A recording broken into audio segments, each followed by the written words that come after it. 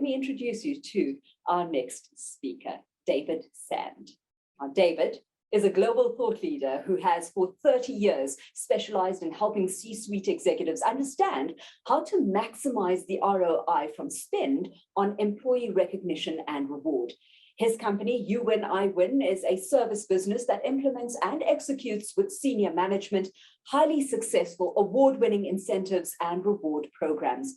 David lives in Johannesburg, is married, and the proud father of 2 adopted boys. His blended family is his greatest joy and biggest life changer. And he says he's always learning by failing forward every day. Joyce Labella will be managing David's Q&A post his presentation. So with that, I'd like to welcome to the platform now, David. And David, it's yours to take us away. Thank you. Thank you. And it's a great honor to have been invited to speak to such a global audience.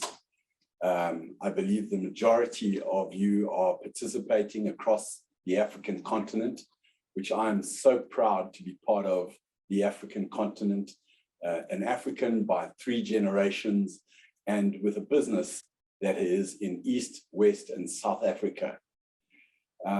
So without any more intro thing, let's delve into my subject matter.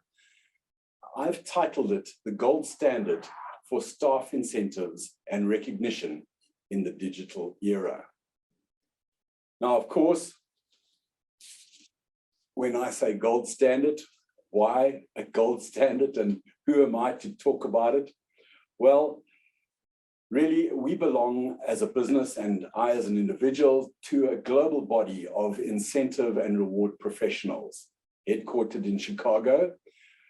We as peers in this profession get together on an annual basis. We share research, we are peer reviewed, and we learn from all corners of the globe. So in talking about the gold standard for incentive and recognition, I'm going to give you some of my insights that I've gained over the years, but also try to back it up with a little bit of research so that you know that it's not just me and my opinions. Please, during this conversation, have a good think about questions that you would like to ask after the session. Put them in the Q&A, and I'll hope to be able to get to those at the end. There is a lot. I'm going to go at a fast pace, cover a lot of ground, but because you are professionals in the space already, I think you are more than capable of handling the pace. I'm also, in my approach to this presentation, going to be doing what I call the basics upwards. So forgive me if there's stuff that I'm going to cover that is basic but essential.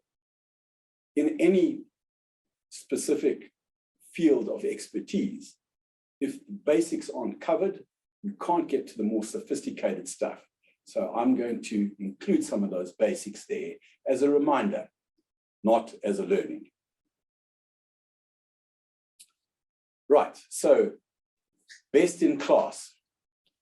The Aberdeen Group surveyed over 300 organizations about their sales effectiveness practice. And this is sales effectiveness, but it also applies in other spaces too. Specifically to understand how performance management is effectively deployed, and the top 20 companies with employee incentives had this kind of profile against those that didn't. 16% higher average growth than companies that did not have incentives. That should get your CEO and CFO excited already. 12% average year-on-year increase in teams' attainment of growth targets. Again, when thinking about the investment required to build a good program, these are some important, valuable facts when presenting to the C-suite. 88% customer retention rate versus 14% for non-incentivized companies. Just think about that. The impact of retaining customers in your business that produces the revenues to sustain organizational growth and shareholder return. 88% customer retention rate versus 14% for those non-incentivized companies, a staggering number. And then finally, 8% increase in average deal size year on year versus only 1.5 for companies without incentives and reward programs. Deal size talks to margin, so it's not just a volume game of producing more sales or greater revenues, but the quality and quantitative delivery to the bottom line is greatly enhanced when you get it right. So let's go further. I'm going to unpack some of the high-level things that need to be present in order to achieve the gold star status. We are human beings, emotional beings, and any program that doesn't have emotion and buy-in is not going to work. So how employees or resellers feel about your product, your company, the program will determine their levels of willingness to push for growth at a personal level and for meeting company objectives and going beyond what is asked for. So getting that emotional buy-in is 100% essential. The question on your mind should be, how, David, do you do that? We can address that in the Q&A. But the first three questions that all employees or participants on a program will need to ask will be, and you need to be able to articulate this so clearly. What do I need to do? What's in it for me? And can I achieve it?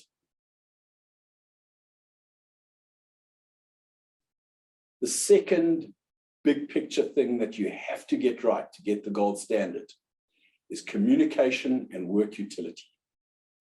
The communication component of any program that you launch, you get going, you sustain, is 100% success or failure, guaranteed or not guaranteed, by your communication and how that delivers the work utility. If a good part of the budget does not go to enhancing this element, there will not be the achievement of the gold standard. Great recognition and reward programs provides that extra motivation and benefits which enable participants to have a higher sense of work utility, purpose, meaning, connected to the goal of a program. Then this is the one that I'm hottest for. And I think it's so aligned to this talent conversation that you've been having over the last day or day and a half. Capabilities and management commitment. People quickly become discouraged if they want something, but they lack the skills to get there. So the whole conversation that you've got going with talent, enablement, development, retention is so much part of what this is. I explain it using the analogy of the space shuttle. Picture in your mind space shuttle sitting on the Kennedy Space Center. It's about to launch. The smoke starts bubbling out the bottom of the engines. You've got two major burners. Both burners have to fire at the same time. The one burner in my analogy is skills development. People have to have that ability to grow and get going so that they can perform at higher levels. No two ways about it. That has to fire. Then the other burner is the space I'm in, which is creating an inspirational environment where people are recognized, rewarded, and motivated to achieve growth. If you just focus on the one, you're not going to get a really great takeoff. You're going to get a skewed effect and dissipation. If you hit both burners at the same time, you can go to outer orbit, and your company can be that moonshot company that achieves meteoric results. The last point on that slide was management commitment from the very top. If you don't get that, finished. So what do I do to make sure that that happens? We run executive workshops at the C level. We make sure that everybody on that C-suite understands why we're doing it, what the investment needs to be done, and how you achieve success and how to measure success. The next slide, feasibility and feedback. It has to be feasible to achieve the goal. So this is the whole thing about goal setting, about the correct targets, the correct KPIs, creating mechanisms within the program and within your work environments and channel environments so that it's feasible to achieve it and there's good regular feedback happening. So what happens, what does not happen, provides a roadmap for better results in the future and must be reviewed and refined. There's a huge amount of data points that come out of a well-managed digital incentive and recognition and reward program. We help you analyze it, feed it back to you in dashboard bits and bytes that can be tweaked along the journey to course correct and make sure that we're still heading true north. So the how, giving you the big picture, what needs to be there. Of course, it starts with strategy, objectives, recognition, measures, budgets, rewards, administration, and analyze. Quick walk through those. Establish objectives. The objectives must be simple, clear, specific, obtainable. Budgets. How do you build the budget? Is it open-ended or closed? Is it sales or is it across the performance metrics? Do you do it in one silo of the business or you make it inclusive across the whole organization? Number of employees or agents. Primarily look at percentage of the gross margin increase to fund this. What is the ROI impact? Measurement, defining and quantifiable, qualitative goals, looking at historic data and available data for measurement. A universal strategy. Who's in your universe? Who are these people? Who are you targeting? What is their demographics? And more importantly, in my opinion, what is their values graphics? There's amazing books written on the value graphics. What do people value is more important whether they're 25, female, live in Cape Town, and have 2 children. Communication. Of course, we've touched on this, how important that is. Recognition. How are we going to publicly recognize top performers, announce winners, provide personal performance dashboards? Selecting the right reward set. If your participants are not emotionally invested in obtaining the reward, he or she will not spend time pursuing them. So spend a lot of time with people understanding and picking the correct motivational reward sets. And incentives, we're not talking about bonus schemes. We're not talking about share schemes. We're talking about above the pay packet stuff that engages, motivates, and has a long shelf life. Analyze for success as you go along and adjust course when required. The objectives and setting the objectives. When we sit with companies, everybody has a slightly different definition of the performance requirement that they would like to get, how they define performance, what is their gold standard for success, really digging deep to understand what that is. What behaviors do they want to see in their organization that are aligned to their values? How are things now?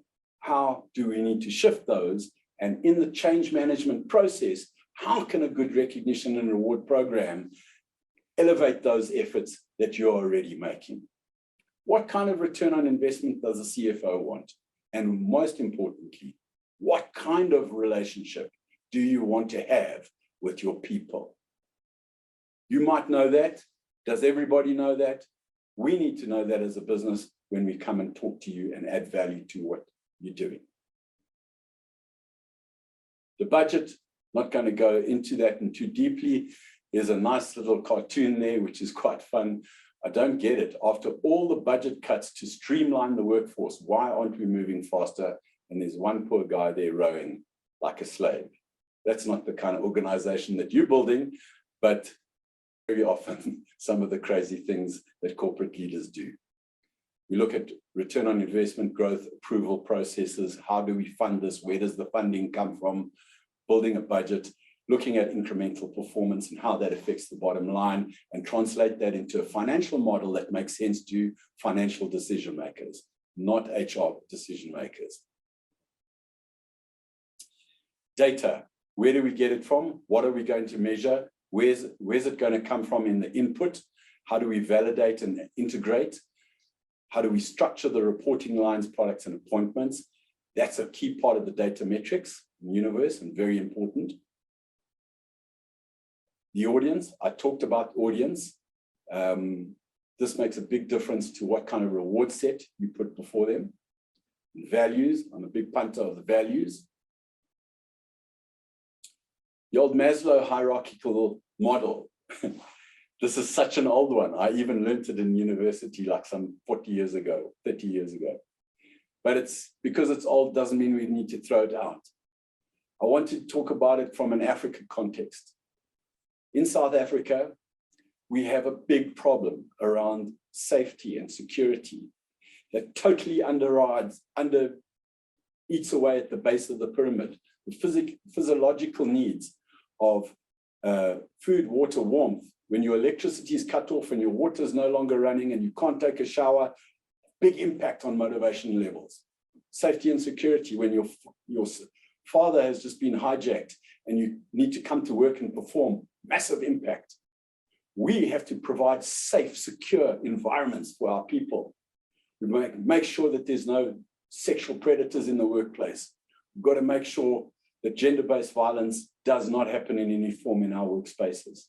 So important. We've got to talk about it. We've got to engage on those difficult topics, and we've got to reset the base of the pyramid. Then we move up a level, belongingness and love needs, intimacy and relationship. Of course, that's a private thing, but if you look at private and workplace as two separate environments, you've got it wrong. We are holistic beings. We want to make sure wherever we go, we're loved, we feel needed, we are recognized. Big part of a recognition scheme, tapping into that. Esteem needs, prestige and feeling a sense of accomplishment. I've attained my goal, now that's something in it for me. Wow, I feel good about that. Look, family, what I've just got from my company, Sanlam. Gee, an international trip. Mom and dad are going to the Maldives. Wow, awesome stuff. And then the higher level, self-fulfilling, self-actualization, and how do we build that component into our more holistic view? I'm nearly done. How am I doing on time? Okay.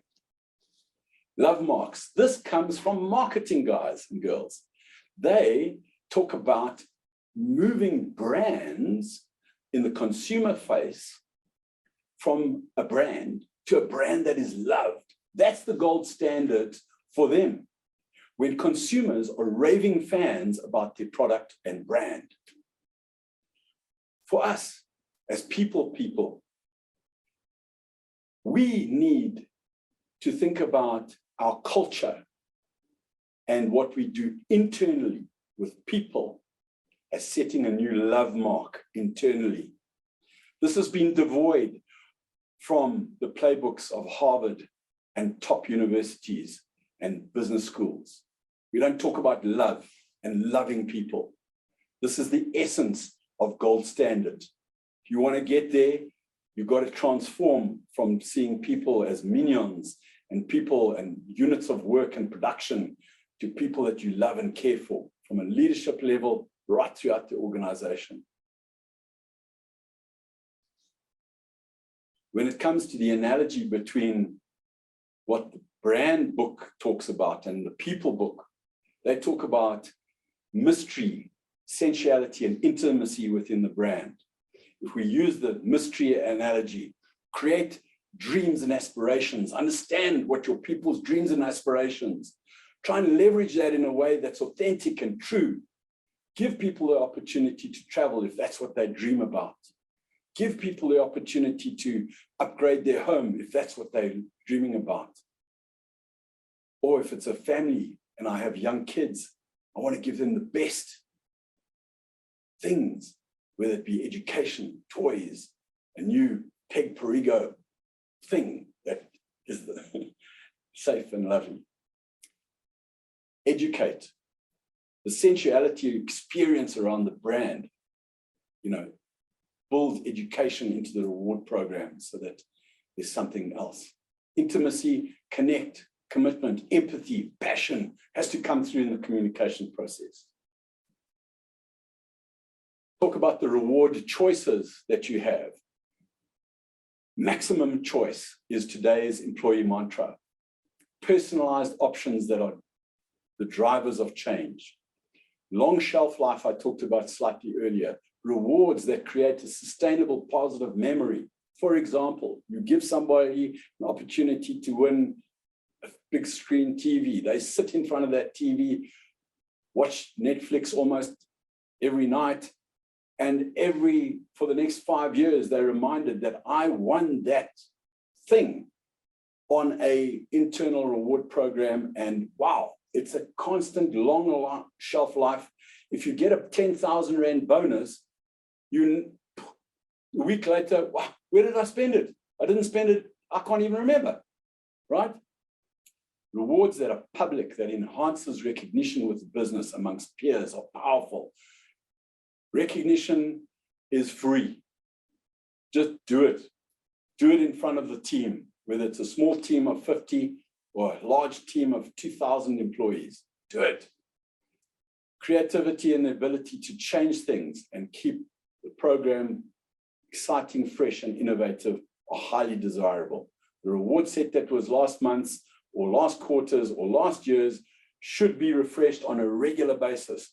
And that's a big challenge for us to make sure that the reward set is dynamic, inspiring, and sexy. So technology, if any of you are techno buffs in the audience, and I believe there are some CIOs and tech people in the room, a multi-channel, choose your preference way of engaging is key. So if you come in on an Apple phone, an Apple computer, or a Google phone, or even a Huawei phone, your technology has to allow people to come in and connect. Choice, again. Apps for all devices.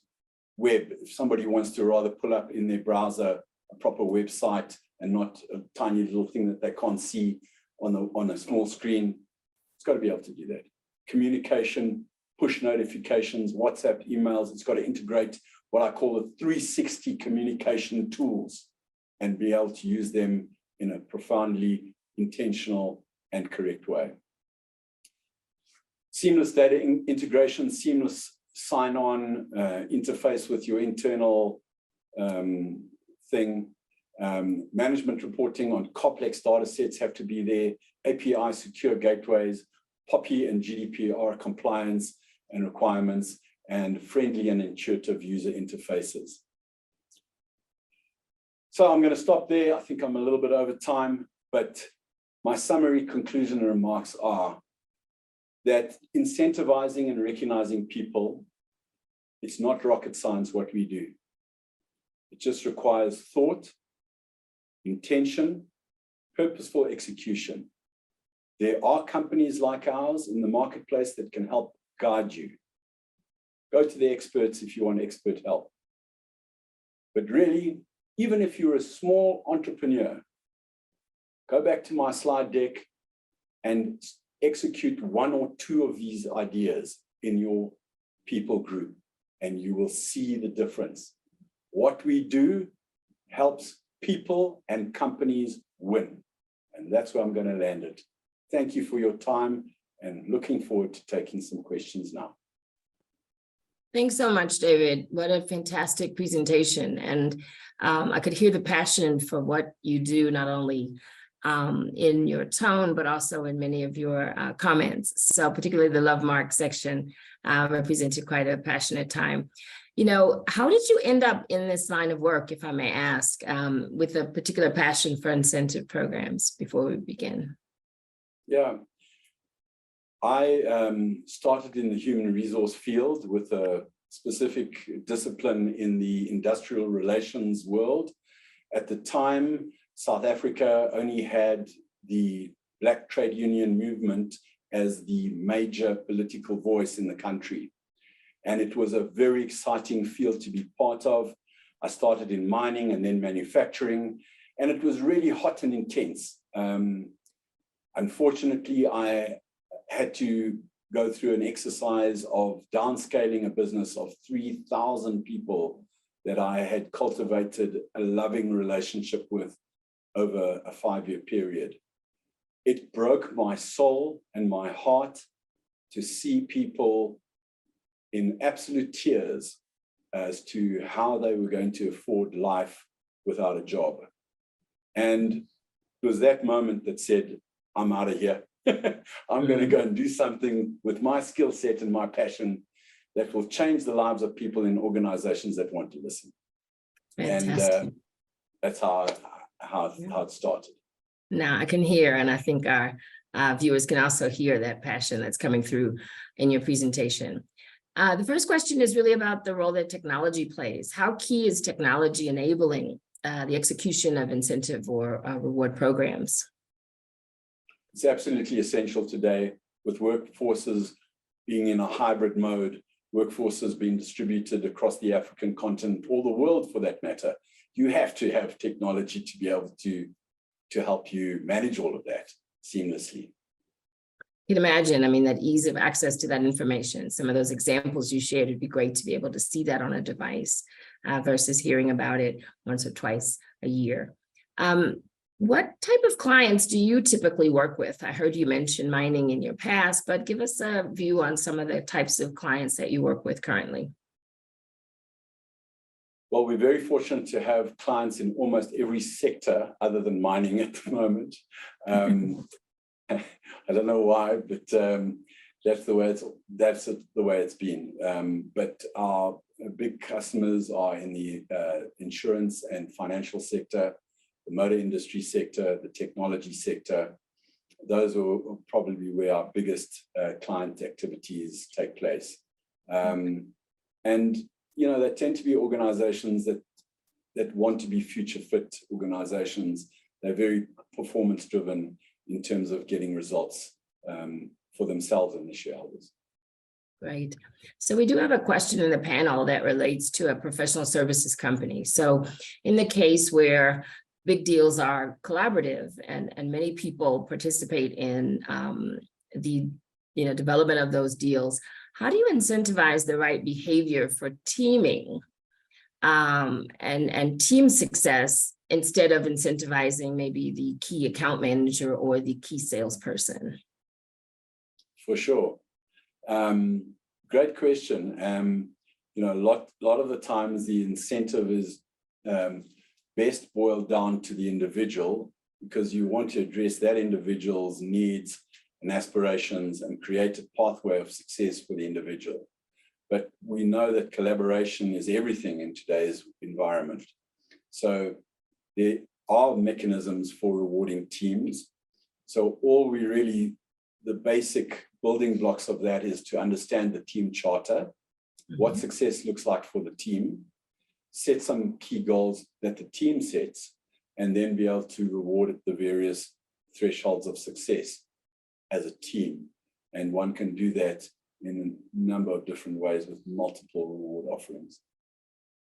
Lovely. And I'm sure you'd probably structure that in ways that drive those behaviors that would be so critical for the teams to actually collaborate more effectively. And so we've got another question that's come in that's about how do you view short-term sales commissions and the low-hanging fruit that they often represent for sales teams versus annual incentives?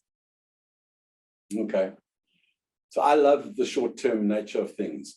I'm one of those people that I want it now I want to see a short-term horizon.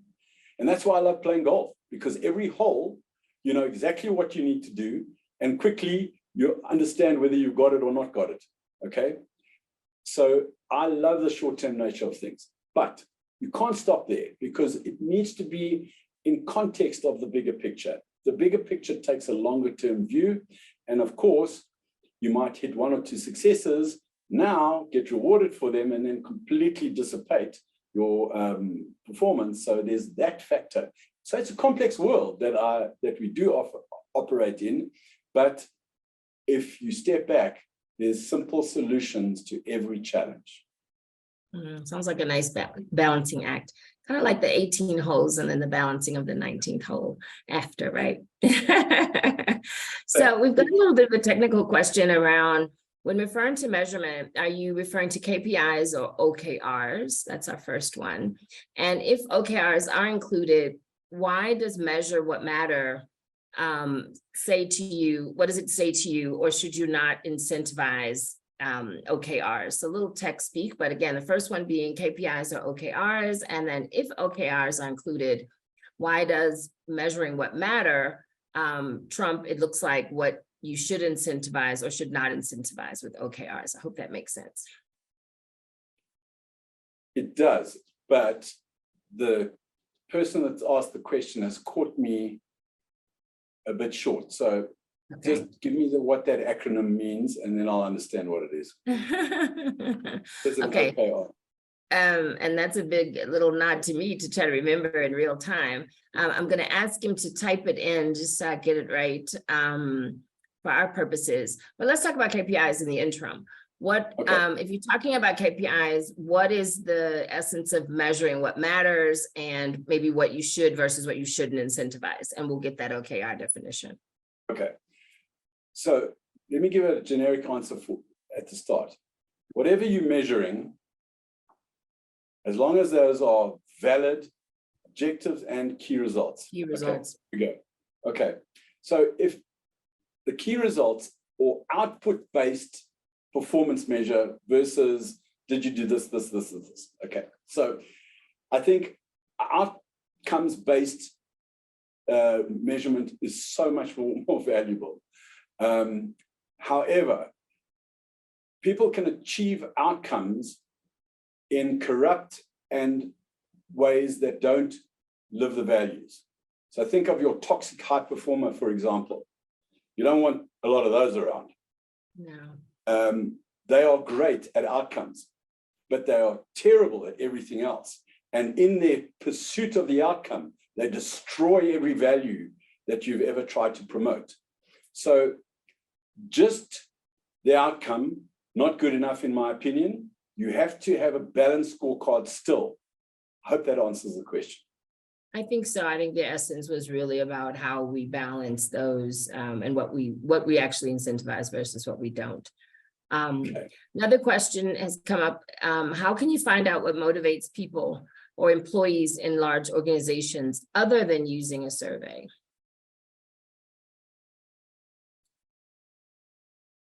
Well, you've always got the gut feel, or you've got by trial and error. So you try this, it works, do it more. This didn't work, adjust, do something else, be creative, be agile, try something else, make sure that you then finding it out that way. But certainly the values graphic survey, what do people value, is so important. And I cannot stress that enough, because in a room of 10, you might have 8 that have the same values as top of their value ask. For example, 10 of those people might be in their family values higher than anything else. Mm-hmm. So then you can plug in something that talks to and satisfies the family value component.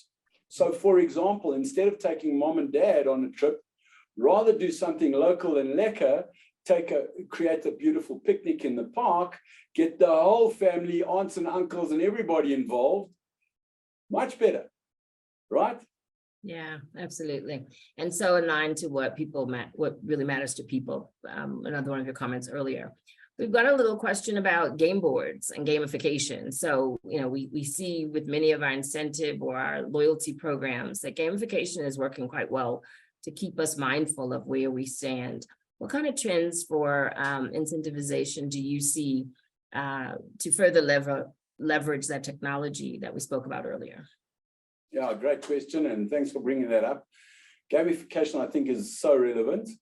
Just be careful that it doesn't become a game and childlike things, because people in an organization take their things seriously, their career seriously. So don't let your gamification become frivolous.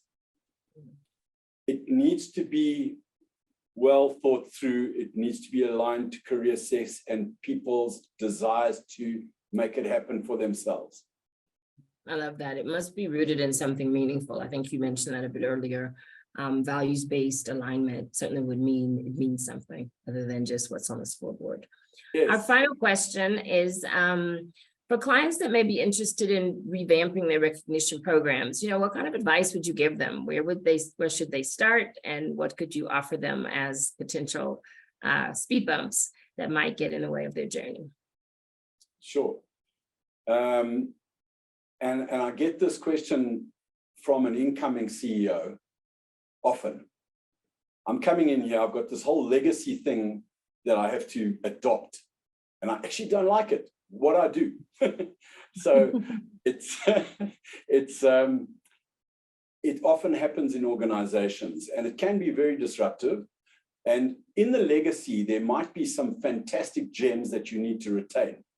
But very often, a legacy program has matured and plateaued and probably is declining in effectiveness. So it's a great opportunity to refresh, get people around the table, have the conversation. What does this new leadership want? Mid-management then understands, this is what you want. We can do more of that. And then we can move in that direction and align and make that happen and be successful. So it's any opportunity to revamp, recreate, re-energize, take that as a positive rather than a negative, and use the opportunity to refresh. Yeah, sounds like good advice. You mentioned the importance of communication. I just want to go back to that quickly. That I can imagine in that revamp could be looking at new ways to communicate, different and more effective channels. The question earlier about finding out what people value versus using surveys, that kind of sets off a flag for me about communication. What would you say about maybe a little greater focus on communication for some of the companies that might be looking to revamp their systems currently? Yeah, so words are powerful, whether they're typed, put on a fancy poster or whatever. Power can be used so effectively to shift things. I cannot stress enough how important communication is to shift and make change.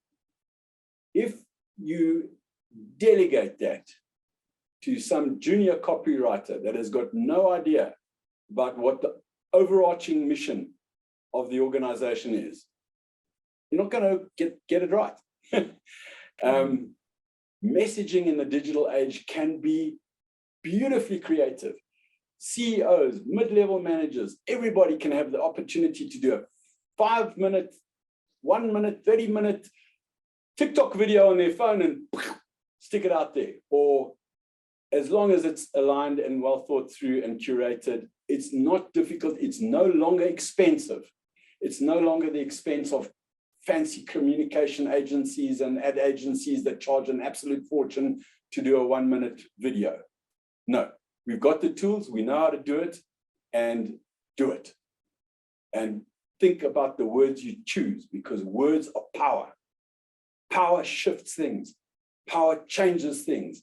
People either engage with those words and they go along, or they clock right out. You decide. Yeah, Quite powerful. You mentioned earlier the importance of the C-suite and the executive commitment and your work that you do there. How important are those voices in the communication? You've mentioned a couple of videos and that, but how important are the voices of executives and senior leaders in these journeys? Essential. You don't have the leadership at the very top talking the same language, supporting the programs, being actively visible. Why they're there? Why they're getting the big bucks? It's a great question. Maybe some of the potholes I mentioned, what would you advise around things to watch out for? So we're on the journey. We've heard a few of the good things that we must ensure we have. What should we watch out for, David?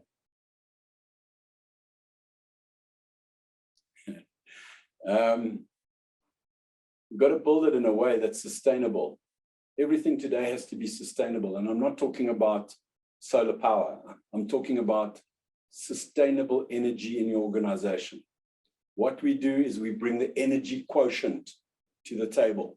We help businesses fire up their people and their sales channels. Managing energy is a tricky thing. Look how Eskom's failing at it. Managing human energy, it's a long journey. It's a marathon, not a sprint. So when you think about managing the human energy in your business, it has to be sustainable, it has to be well-resourced. It's going to have problems. How do you fix problems? Who do you go to for advice? How do you adjust and keep being agile? But human energy is an art and a science. Absolutely. Well, I heard you mention change management. And I think what I'm hearing you now say is how do we create performance support for our leaders and those who have to keep and ensure the energy levels are optimal for our people along the way. So I think that's a wonderful reflection point, that energy is really what we need to be giving and making available for our people. Any final comments you'd make to our audience before we conclude our time together? Again, it's been a really passionate presentation. We've heard you, we've heard your heart. What would you like to share before we close with our viewers? So each and every one of us has the ability to make a positive impact in life and on somebody in our sphere. So whether it's the lady that's washing my car right now in the basement, I can go and give her a bit of love to say, thank you, well done, keep up the good work. I hope there's something in it for you. So each one of us are agents of change. Each one of us carry a light. Be the light carriers. Do it in every moment that God gives you to make a difference and a positive impact. That's the last bit of energy that I have today. Lovely, lovely. Well, we've had a fantastic conversation. I think our viewers have heard a number of really practical things that they can go back to the drawing boards relative to their incentive and reward programs that you've shared, the priorities of what we should recognize and what we shouldn't, how important values and care or love play a part in how we recognize people, and then certainly the use of technology and some of the other things that you've offered us. So again, a big thank you from us, David. And again, from what you've said, we definitely could, you can win and so can we, you win, I win.